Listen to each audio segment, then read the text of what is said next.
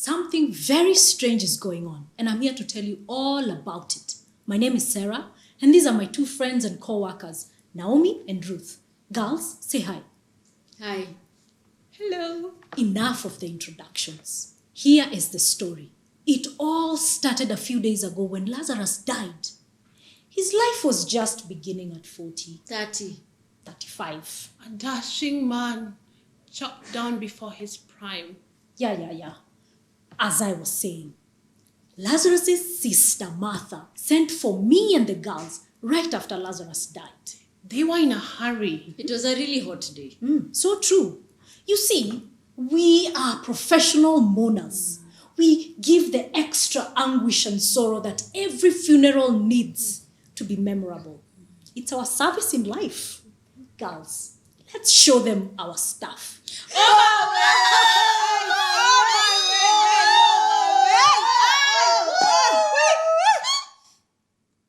Pretty good, eh? I bet you even wanted to cry too.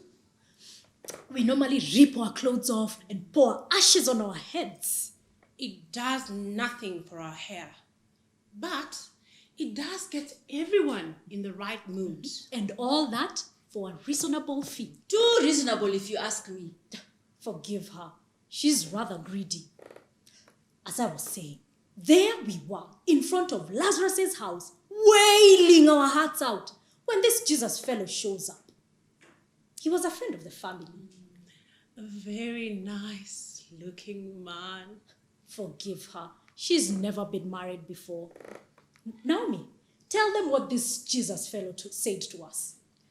Well, he told us that Lazarus was sleeping. We just about split a gut. I mean, we laughed so hard. We started to cry, which was good because we were being paid to be sad. I mean, the man was dead. Take it from the expert. 4 days in the tomb, and the smell was not exactly flower-like. At first, we teased this Jesus. We said things like, Most people breathe while they're sleeping. He seemed to be lying rather stiffly when we put him in the tomb. no wonder, he's a stiff. Of course he's asleep. He left a wake-up call for Judgment Day. But it's funny. The more we teased this Jesus, the more he smiled. Oh, it made me mad. He was hurting those poor people's feelings. It was irritating. I mean, why give these people false hope when their brother is as dead as a doormat? Oh, we got mad. We were a little angry. A little. I must admit we said some very unprofessional things. Things like, We don't wail for nothing. This man is Hayati. He's passed on. Kaput. Gone out of here. he beat the big one. Kick the bucket. Marehemu. He is dead. Finished. And we are so sorry. And this Jesus just ignored us. Acted like we were not even there. He convinced Martha and Mary The poor fools. to take him to the tomb. And that is when things got very weird. We heard him say, Lazarus, come out. I would have laughed, but he sounded so serious, so sure of himself. Then Lazarus walked out of the tomb with his grave clothes still wrapped around him. That same Lazarus who was dead. My heart just about stopped. There wasn't even a smell. Wasn't no ghost either.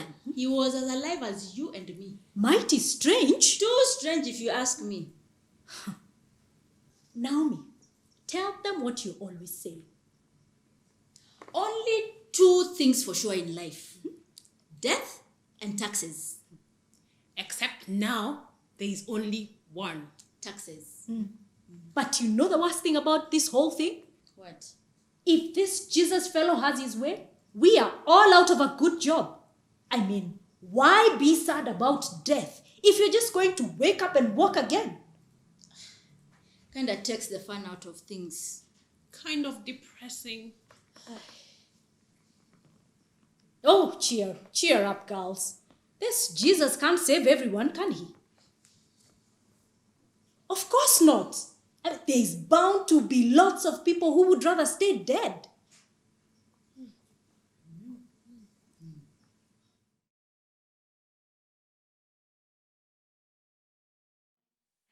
Now a man named Lazarus was sick. He was from Bethany, the village of Mary and her sister Martha. This Mary, whose brother Lazarus now lay sick, was the same one who poured perfume on the Lord and wiped his feet with her hair. So the sisters sent word to Jesus, "Lord, the one you love is sick." When he heard this, Jesus said, "This sickness will not end in death. No, it is for God's glory, so that God's Son may be glorified through it."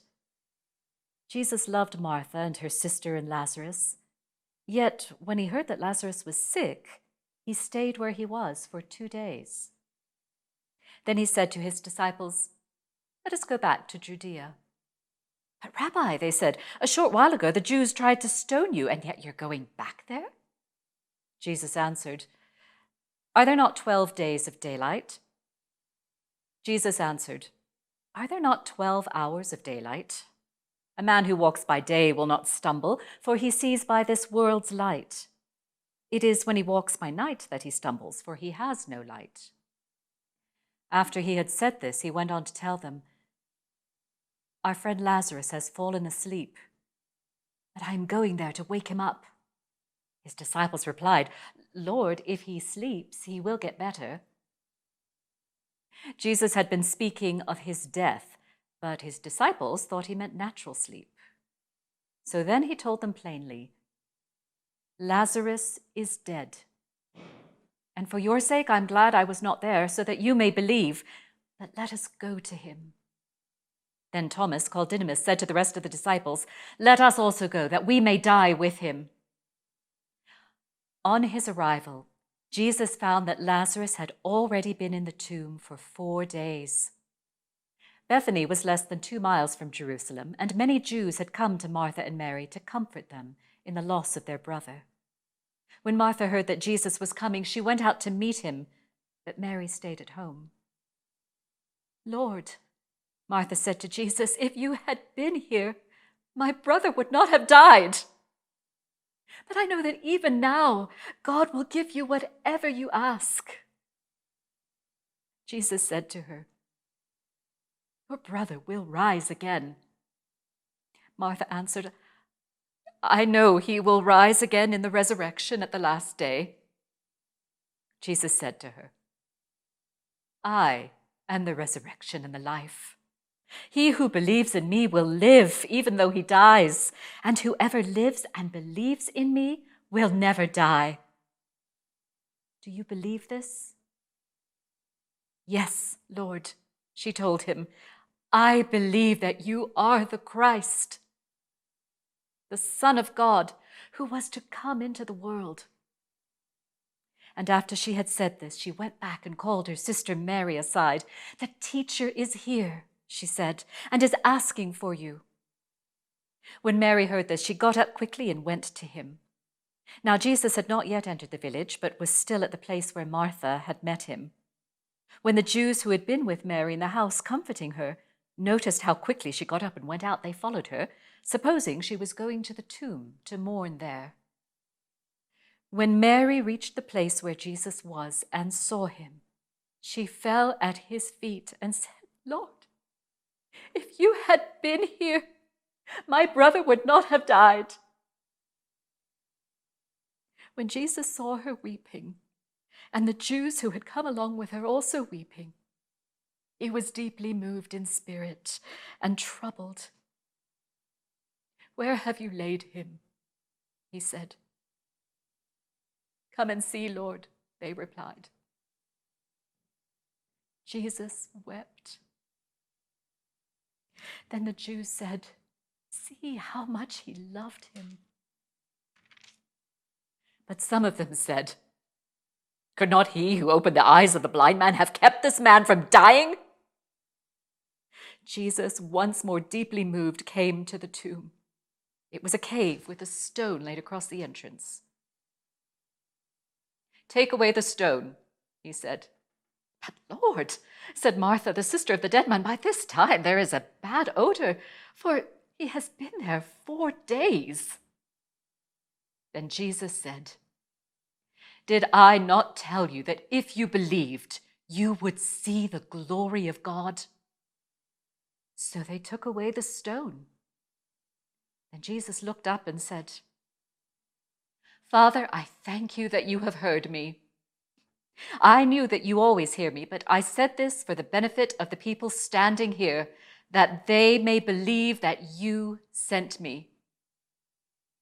When he had said this, Jesus called out in a loud voice, "Lazarus, come out!" The dead man came out, his hands and feet wrapped with strips of linen and a cloth around his face. Jesus said to them, "Take off the grave clothes and let him go." Therefore, many of the Jews who had come to visit Mary and had seen what Jesus did put their faith in him.